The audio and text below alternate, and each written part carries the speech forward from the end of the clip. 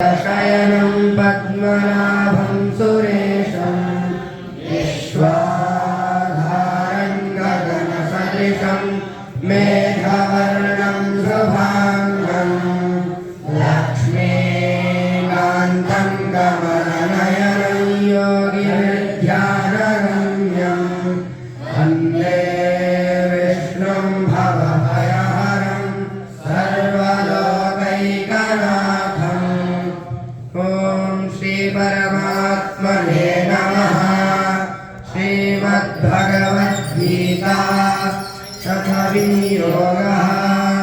ॐ अस्य श्रीमद्भगवद्गीता मालामन्त्रस्य भगवान् वेदव्यासऋषिः अनुष्टुप्छन्दः श्रीकृष्णः परमात्मा देवता अशोच्यानन्वशोचस्त्वं प्रज्ञावादांश्च भाषसे इति बीजं सर्वधर्मान् परित्यज्य मामेकं शरणं व्रज इति शक्तिः।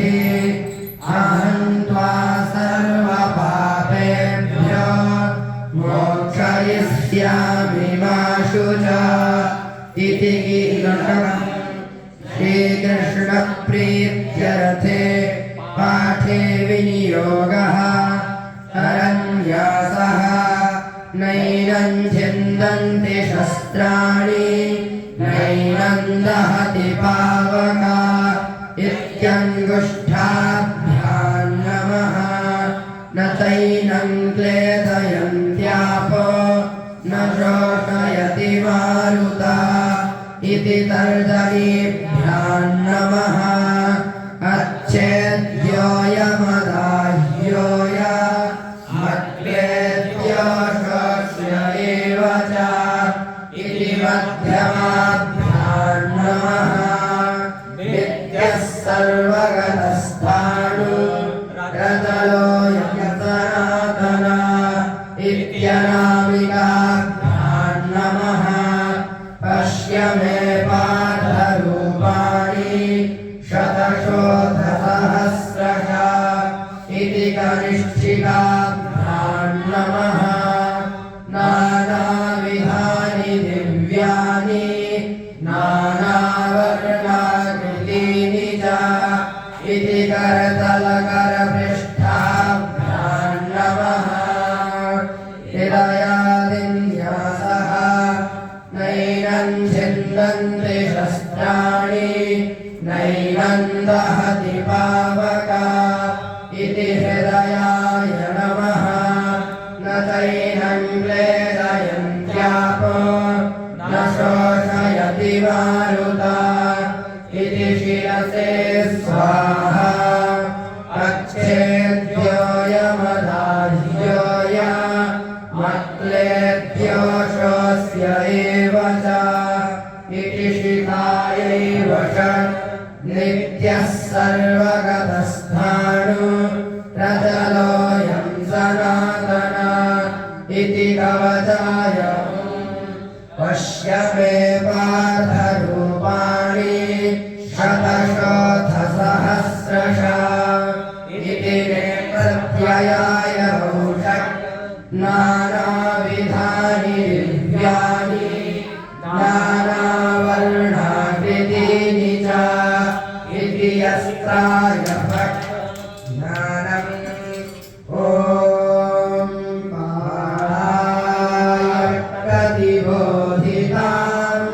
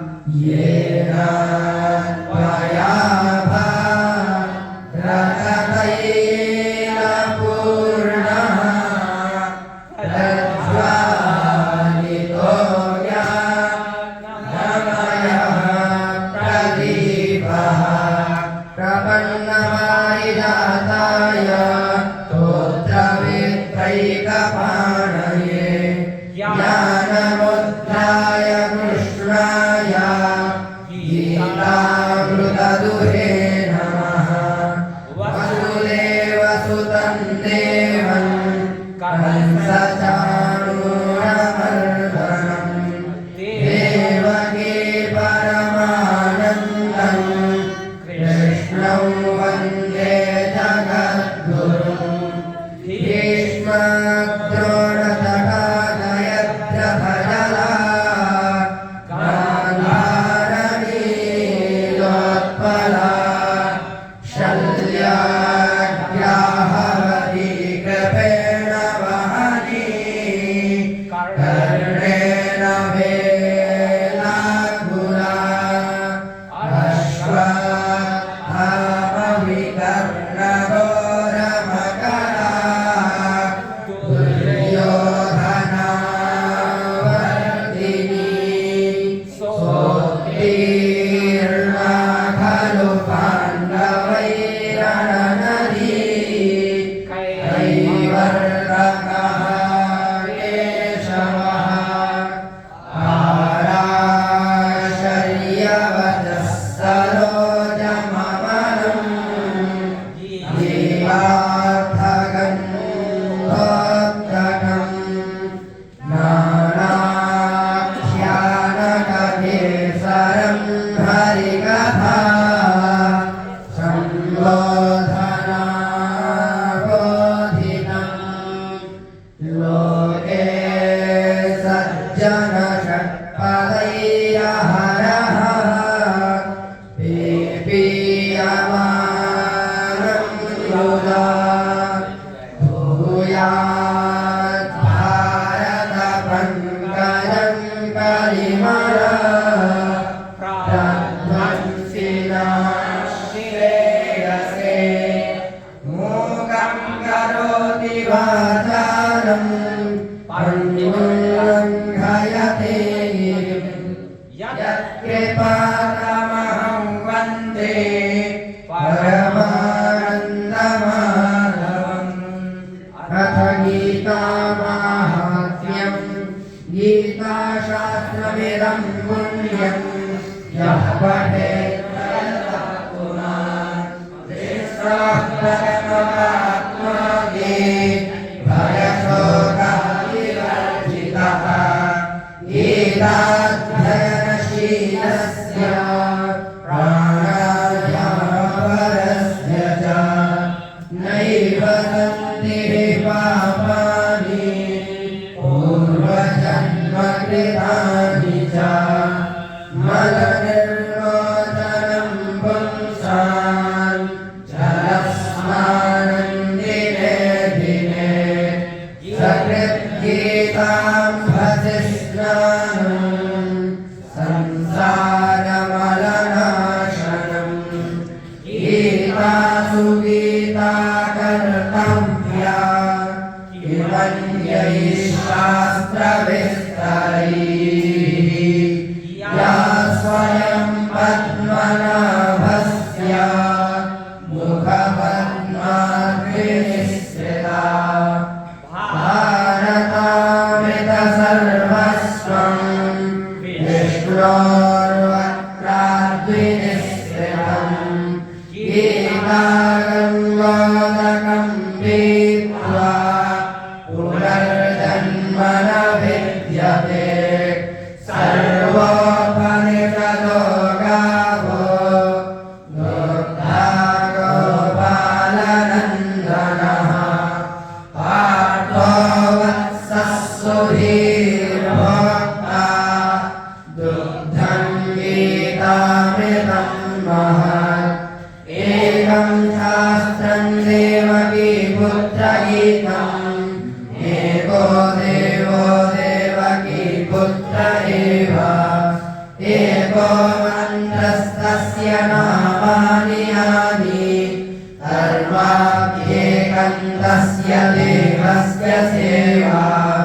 तदध्यानं शान्ताकारं भुजगशयनं पद्मनाभं सुरेशं विश्वाधारं गगनसदृशं मेघवर्णं शुभाङ्गं लक्ष्मीकान्तं कमलनयनं योगिनिध्यानगम्यं वन्दे कृष्णं भवभयहरं सर्वलोकैकनाथं यं ब्रह्मा वरुणेन्द्ररुद्रमरुतः स्तुवन्ति देव्यैः सवैर्वेदैः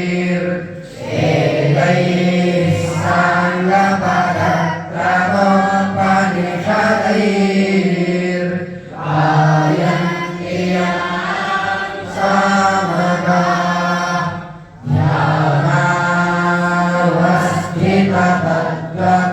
ध्यानावस्थिततद्गतिर्गमनसा पश्यन्ति यं योगिनो यस्यान्तं न विदुः सुरासुरगणाः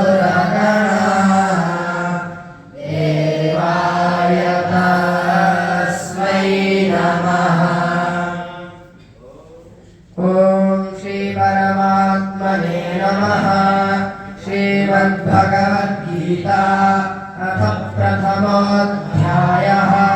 धृतराष्ट्र उवाच धर्मक्षेत्रे कुरुक्षेत्रे समवेतायुयुत्सवः मामकाः पाण्डवाश्चैव किमकुर्वत सञ्जय। सञ्जय उवाच दृष्ट्वा तु पाण्डवानीकं व्यूढं दुर्योधनस्तदा आचार्यमुपसङ्गम्य राजा वचनमब्रवीत् पश्यैतां पाण्डुपुत्राणामाचार्यमहतीत्तमं व्यूढां द्रुपदपुत्रेण तव शिष्येण धीमता अत्र शूरा महेश्वासा भीमार्जुनसमायुधे युयुधानो विराटश्च द्रुपदश्च महारथः धृष्टकेतुश्चेकितानः काशीराजश्च वीर्यवान् पुरुजित्कुन्तिभोजश्च शैब्यश्च नरपुङ्गवः युधामन्युश्च विक्रान्ता उत्तमौजाश्च वीर्यवान् सौभद्रो द्रौपदेयाश्च सर्व एव महारथाः अस्माकं तु विशिष्टाये कान्निबोधद्विजोत्तमा नायका मम सैन्यस्य संज्ञार्थं तान् प्रवीमिते भवान् भीष्मश्च कर्णश्च कृपश्च समितिञ्जयः अश्वत्थामा विकर्णश्च सौमदत्तिस्तथैव च अन्ये च बहवः शूरा मदर्थे त्यक्तजीविताः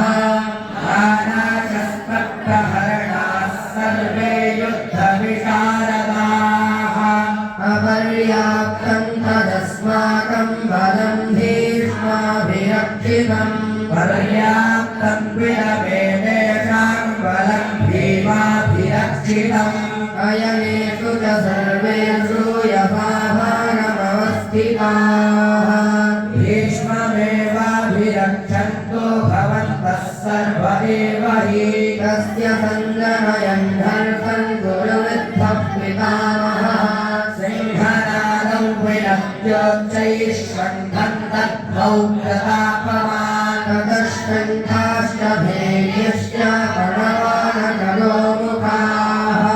सहसैवाभ्यहन्यन्त सशब्दस्तु मुनोऽभवत् ततश्वेतैर्हयैर्युक्ते महनिष्यन्तने स्थितौ माधवः पाण्डवश्चैव दिव्यौ सन्धौ प्रदत्मतुः पाञ्चजन्यं ऋषिकेशो देवदत्तं धनञ्जयः पौण्ड्रं दद्मौ महाशङ्खं भीमकर्माभिपोदरः अनन्तविजयं राजा कुन्दीपुत्रो युधिष्ठिरः नकुलः सह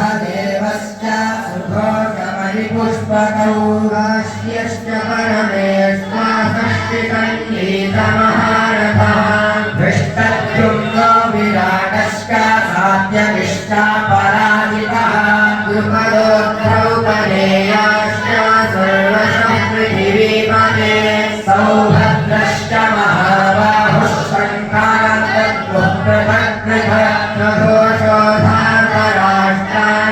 हृदयानि व्यदारय नभश्च पृथिवीं चैव उपलोक्यनुनादय अतव्यवस्थितान् दृष्ट्वा धार्तराष्ट्रान् कविध्वजः प्रवृत्तेजस्प्रसम्पाते धनुरुद्यम्य पाण्डवः ऋषिकेशं तथा वाक्यमिदमाहवहीपते अर्जुन उवाच सेनयोरुभयोर्मध्ये रथं स्थापयमेच्युता यावदेतान्निरीक्षेऽहं योद्धुकामानवस्थितान् कैर्मया सह योद्धव्यमस्मिन्नरसमुद्यमे योत्स्यमानानवेक्षेऽहं य एतेऽत्र समागताः धार्तराष्ट्रस्य दुर्बुद्धेर्युद्धे प्रियचिकीर्षवः सञ्जय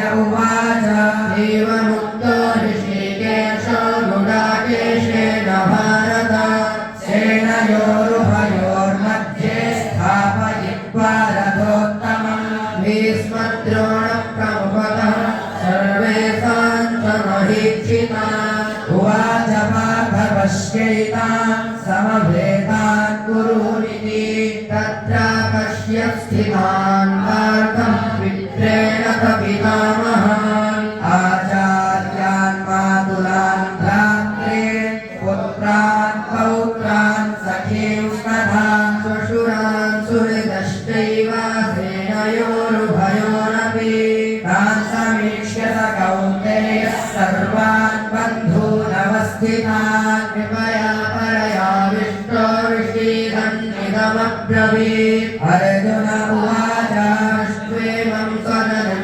कृष्णायुयुत्सुं समुपस्थितं श्रीरन्ति मम गात्राणि मुखं च परिशुष्यति द्विपथश्च शरीरे मे रोमहर्षश्च जायते गाण्डीवं संसदे हस्तात् त्वच्चैव परिदह्यते न च शक्नोम्यवस्थातुं भ्रमतीव च मे मनः निमित्तानि च पश्यामि विपरीतानि केशव न च श्रेयोऽनुपश्यामि हत्वा स्वजनमाहवे न काङ्क्षे विजयं कृष्णा न च राज्यं सुखानि च किं नो राज्येन गोविन्द किं भोगैर्जीवितेन वा येषामर्थे काङ्क्षितं नो राज्यं भोगाः सुखानि च इमेव स्थिता युद्धे प्राणां त्यक्त्वा धनानि च आचार्याः पितरः पुत्रास्तथैव च पितामहाः मातुलाः श्वशुराः पौत्राः श्यालाः सम्बन्धिनस्तथा एतान् न हन्तुमिच्छामि ततोऽपि मधुसूदन अपि त्रैलोक्यराज्यस्य हेतोः किन्नु वरीकृते निहत्य धार्तराष्ट्रान्नः कापि स्याज्जनार्दन तापमेवाश्रयेदस्मान् हत्वैतानागतायिनः तस्मान्नार्हा वयं हन्तुं धार्तराष्ट्रान् स्वबान्धवान् स्वजनं हि कथं हत्वा सुखिनः स्याम माधव यद्यप्येतेन पश्यन्ति लोभोपहतचेतसा कुलक्षयकृतं दोषं मित्रद्रोहे तपातकम् कथं न ज्ञेयमस्माभिः पापादस्मान्निवर्तितुं कुलक्षयकृतं दोषं प्रपश्यद्भिर्जनार्दन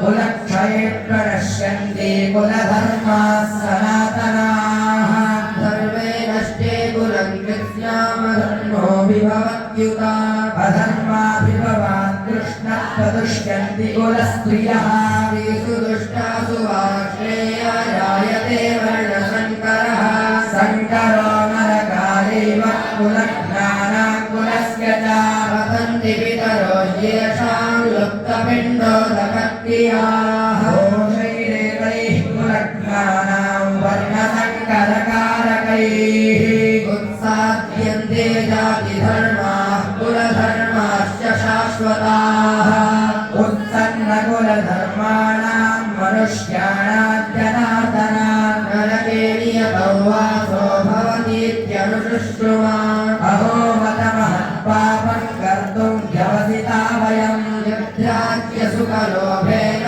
हन्तुं स्वजनमुद्यताः यदि मामप्रतीकारामशस्त्रं शस्त्रपाणयः भारतराष्ट्रार्णे हन्युस्तन्मे क्षेमकरं भवेत् सञ्जय उवाच एवमुक्त्वार्जुनः सञ्चेरतोपस्थौकाविशत् विसृज्य सकलं चापं शोकसंविघ्नमानसः एवमुक्त्वार्जुनः सञ्चेरतोपस्थौकाविशत् विसृज्य सकलं चापं शोकसंविघ्नमानसः एवमुक्त्वार्जुनः सञ्चेरतोपस्थौकाविशत् विसृज्य सकलं चापं शोकसंविघ्नमानसः ॐ तत्सदिति श्रीमद्भगवद्गीतासूपनिषत्सु ब्रह्मविद्यायां योगशास्त्रे श्रीकृष्णार्जुनसंवादे अर्जुनविषादयोगो नाम